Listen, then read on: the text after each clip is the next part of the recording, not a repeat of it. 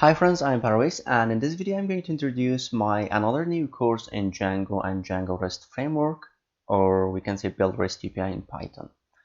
Now in this course we're going to cover the fundamental concepts on Django and also Django REST framework. So you can see that we are going to cover different topics on Django fundamentals, and like building two simple projects, and also we are deploying the project to Heroku and also to Python Anywhere.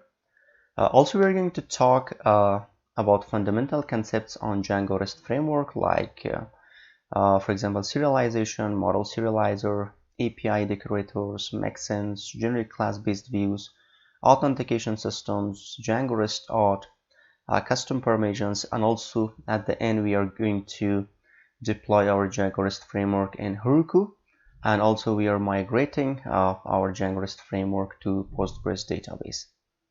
Also, this is the last section, and we are going to talk about different topics in here. Also, especially we are going to talk also about GWT token authentication, and also we are deploying our Django REST framework to Python Anywhere.